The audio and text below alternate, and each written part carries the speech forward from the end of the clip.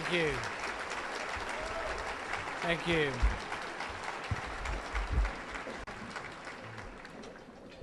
As Laura mentioned, I've got a soccer game I'm going to try to get down to, and so if I leave when I'm done, it's really because I'm not sure whether it was a good speech or a bad speech. I'm fleeing just in case there isn't any applause.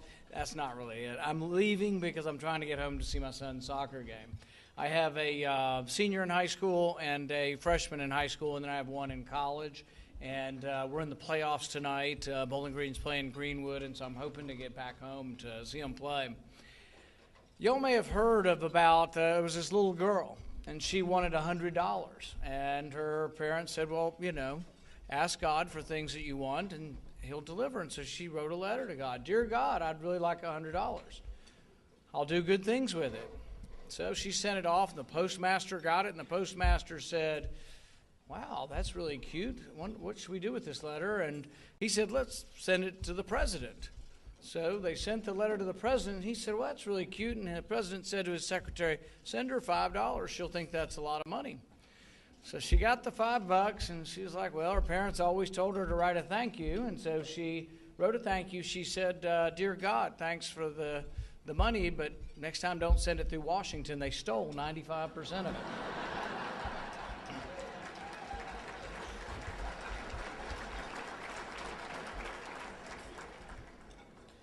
I'd like you for a second to imagine a world where there's no disease, no disability, no hardship. All of it's been eliminated. No meningitis, no Down syndrome, no cleft palate, no cerebral palsy. Man is able now to select against these disabilities. Each individual's biological future can be predicted by their DNA. You think to yourself, well, gosh, wouldn't that be great if disease were eliminated? But in the next thought, you're thinking to yourself, what's he really talking about? Is he talking about selecting out individuals? Is he talking about who will live and who will die and making these decisions? Who would make these decisions, and should we make these decisions? 10 years ago, 15 years ago, this wouldn't have even been something we would have conceived of because we didn't understand DNA enough to know. Now they've mapped the whole genome. You can tell whether your pet is a Labradoodle by sending a swab of DNA to a company. So your DNA is known, and ultimately they are going to know your future from before you're born. What will your potential be?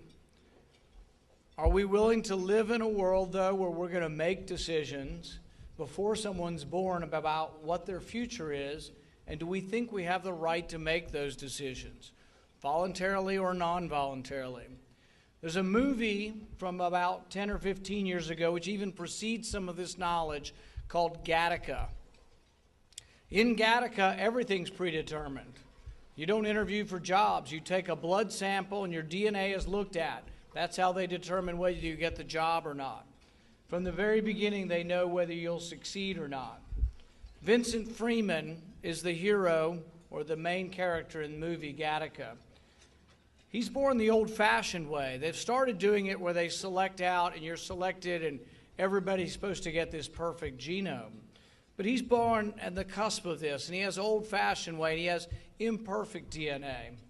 He is known from the very beginning to be of high intellect, but he also is known to have a heart defect, and he's going to live to be 30.2 years old. But his dream is he wants to be an astronaut. But you can't be an astronaut if you're going to live to be 30.2, if your DNA is imperfect. So in this society, in Gattaca, there are people who become borrowed ladders, people who try to cheat the system. It's patrolled, the police make the decisions, but they try to trick them. So what you do, if you can afford it, is you buy someone's DNA. So he finds a guy who had perfect DNA, championship swimmer. Everything was perfect about him, just like me, 6'4", handsome. Oh no, that was somebody else who had perfect DNA. But this guy was perfect, and so he steals his DNA to try to become an astronaut. In order to do it, he has to have fake fingertips with the guy's blood underneath there because they're tested every day as they go through. He has contact lenses that have fake iris maps on them, so when he goes through the iris scanner, he's trying to cheat the system because he has imperfect DNA. As he goes forward, he trains for this mission, and he's not very good at the physical aspect of it, but he keeps tricking the system, and he's making his way through. And he gets selected for a manned flight to the moon Titan off of the planet Saturn. It's going to be a several-year-long mission.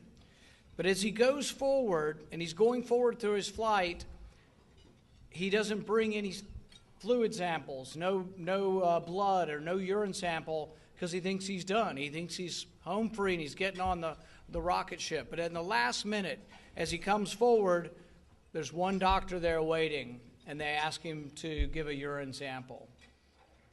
He doesn't have a fake one to give, and he gives his own. This doctor is somebody he'd encountered before, and the doctor's always been wanting to tell him something about his son, but he's never gotten quite to the story. As the urinalysis is read, it comes out that he's not who he is. He's not who he says he is, and he's going to be denied his trip into space. But as he does, the doctor looks at him, and the doctor says, "My son was born the old-fashioned way. My son has imperfect DNA." And he crumples up the paper, smiles, and he says, "You're on your way." The reason I tell that story is imagine that kind of world. Imagine a China with a one-child policy. Imagine the eugenics that you've heard of from the regimes of old, where things are decided by a state. But then imagine that it's not forced on you, but imagine it's even voluntary. Do you want to voluntarily make those decisions about your children before they're born? Who lives and who dies based on their DNA, based on their genome? Some of you may remember Francis Crick.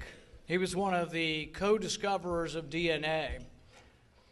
He got so consumed by this and so consumed by what he thought were the benefits of knowing DNA that he said, really, this should not be used just in advance of birth because you might miss out on some imperfections. Francis Crick proposed that humans not get their ability or their right to live until they're 1 year of age, so we can find out if there are other imperfections. You can see where this can go if this is the theory or this is the belief system we have, that we are the ones that are going to strive for perfection, that man has the ability to perfect things. I think even Nobel laureates succumb to the perfection or to the lure of perfection. The question I ask is, will we be sorry? Will we be sorry when we get to that point? Will we be sorry when we begin to eliminate people? Because that's what we're talking about. We're not talking about potential, we're talking about individuals. These people become individuals. Will we be sorry when we eliminate Christy Brown? Christy Brown had severe cerebral palsy. He was born in Dublin to a large, loving Catholic family. For the first several years, they had no idea if he had any potential. And finally, at age 5, they see him on the floor in the kitchen next to his sister who was learning to read and write, and he picks up with his left foot, the only part of his body that he can move, picks up with his left foot a piece of chalk and writes the letter A. He went on to be an author, a novelist, a poet with severe cerebral palsy. Do we want to make the decision that we are going to become the ones who decides who's perfect, who's imperfect, and we're going to make these decisions? What would the world be like if we decide that those who have less than perfect hearing should be eliminated, should not be allowed to be born? Does anybody remember a composer who by the age of 26 has begun to lose most of his hearing? Probably one of the world's greatest composers, Beethoven. Is this the kind of world we want to live in? Will we be sorry when we eliminate those with cleft palate?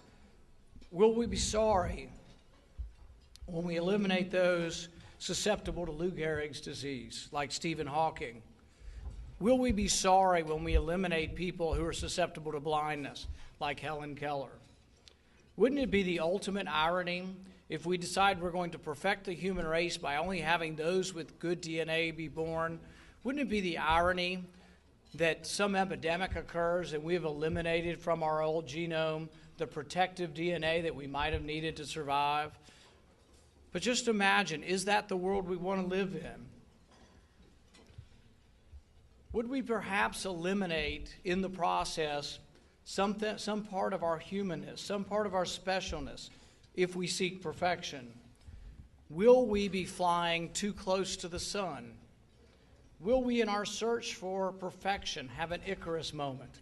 You remember Icarus? He flies too close to the sun and the wings melt. Last year I came home from Israel with a hymn in my head, "How Great Thou Art." Stuck in my head. For some reason, I woke up with it in my head, went to sleep with it. Then sings my soul, my Savior God, to thee. I think when we sing the message of life, when our message is sung and brought forth with optimism and with hope, then I think we will begin to win the battle for life. When we convince people of the uniqueness of life, when we persuade people that the disdain that they direct towards a clump of cells should really be the awe that these cells, that this master nucleus and DNA, the awe should be that this becomes a human being. Einstein once said there are two ways we can look at life. We can look at life as if nothing is a miracle or as if everything is a miracle. I choose the latter. As a physician, I've seen life from the very beginning to the very end. It's not all easy, it's not all pretty. I've seen the tragedy of disease, I've seen the face of suffering, and I've seen death. Many of you have in your lives as well. But I do see the joy and I see the hope, and I particularly see it as new young babies have come into the world, as I delivered babies as a medical student.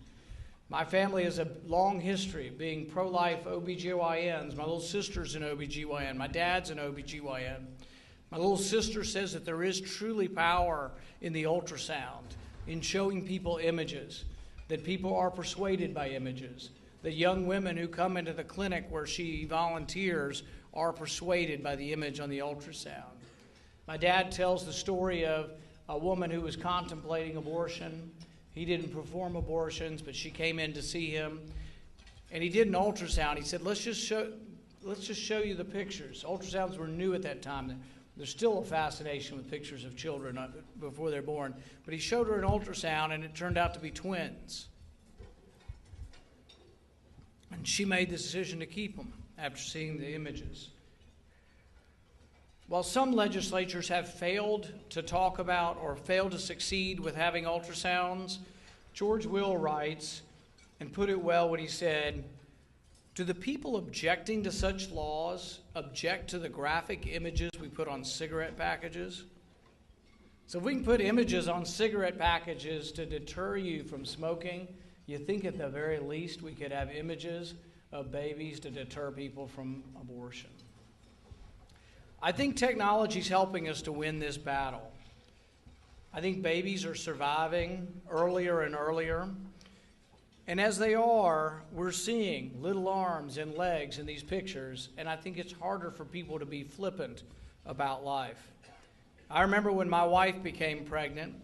At 8 weeks, we happened to be in Texas, and my dad did an ultrasound for us. And at 8 weeks, we could see my first child. We could see him, his fists going away, and we could see his heart beating at 8 weeks. In my career, I've examined babies often small enough to fit in the palm of my hand. I've examined babies a little over 1 pound on a routine basis. We examine them for a disease called retinopathy of prematurity.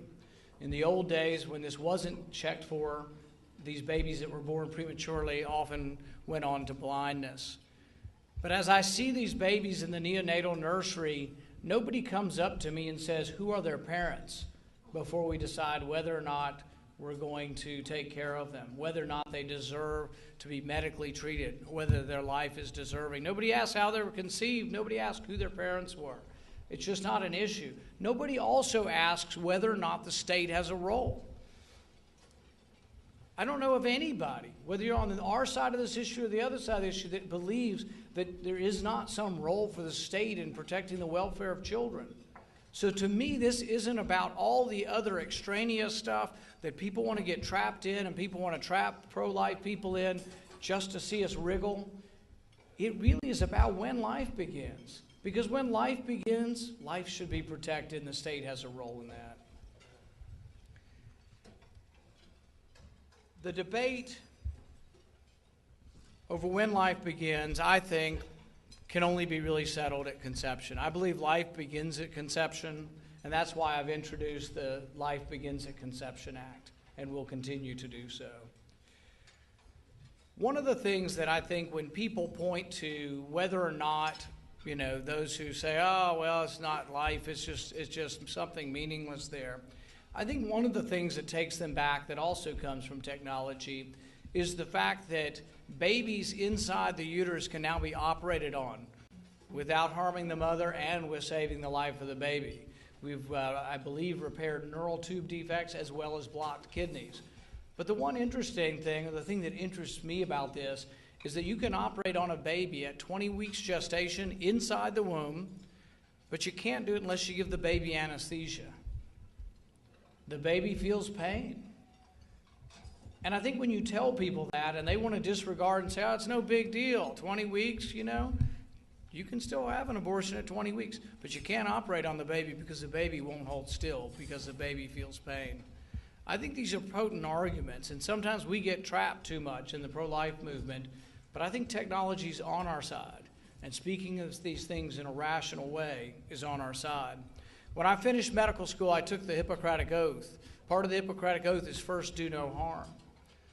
Now, some would argue, well, a lot of physicians aren't paying attention to this. I think that's true, but I think we're also missing the boat in thinking that a lot of physicians are performing abortions. Very few are, actually. It's a small number, and if you ask physicians, if this group were all physicians, over 90, maybe 95% kind of don't like the concept or wouldn't do it or didn't choose to go into it or don't want to participate in it. First, do no harm. I think they see it as doing harm. So I think when we think about how do we move forward, there's laws ought to be changed. There's a role for the state. But there's also a role for persuasion. There's a role for the point where we talk about making something socially unacceptable. My guess is in Owensboro that can turn out a dinner like this, that it is socially unacceptable. So that's part of what you do as a community. That's part of what your church does. That's part of what you represent in a community, is deciding what is normal, deciding what the norm is. And I think that's an important thing. And sometimes we lose track of that because we're always fixated on how we're going to change something. But you deciding that it's unacceptable in your community is important. And I think in doing so, we are having an impact. And I think things are changing for the positive. Because I think sometimes we get depressed and we say, we've been trying forever to overturn Roe v. Wade and we never get there. I'm not saying we stop, but I'm saying that we look at all of the other things that can happen positive that we can affect. Ultrasound, talking about pain, talking about trying to have rules against harming babies in the womb. One of our goals, though, among others, needs to be how we present this. I'll never forget in college having a physics professor, and you don't often hear a science professor in the middle class interrupt the class to say something, but he interrupted the class at one point to say that his son who was very intellectually gifted, also had spina bifida and was paralyzed. And he told us about his son because he wanted us to cherish the specialness of life and to realize that life comes in all sizes, shapes, and packages. In between talk of Planck's constant and quantum physics, he spent a brief moment talking about his son. It was important to him that he get this message across to us. I might not have heard this at any other school, but I went to Baylor, which was a school where science and God's law were not mutually exclusive, and where scientific wonder reinforced the idea of miracle. Robert Henry is a painter, and he wrote in instructing young painters about that they should paint like a man coming over the hills singing. I like the image of that. Paint like a man coming over the hills singing. That sort of sense of optimism. To me, it also, when I think about how we should present our message doesn't have to be fire and brimstone. All right, maybe a little bit of fire and brimstone, but it doesn't have to be all fire and brimstone. It needs to be hope. It needs to be optimism. It needs to be that we care about the mother and the child. I think when we get that message and we bring it forward like a man coming over the hill singing, when we bring our message forward like the hymn says, then sings my soul. When we bring that message forth in a happy and optimistic way, I think we're going to win this battle. This battle isn't going to be over anytime soon. I don't think any of you think this is a month-long battle. But when the message resounds with joy and hope, when the message is full of children's laughter, when the public perceives our concerns for the child and the mother, then and only then will the public rise up and choose life. Only when society says no to a culture that wantonly discards life as if it were an unwanted shoe, only when we sing out and when we sing this with a joyful voice will we win the battle. I hope and pray that that day comes sooner rather than later. I would that day, until that day, I will continue to do all I can to protect, proclaim, and do everything within my possible functions as a U.S. Senator to protect the right to life. Thank you very much.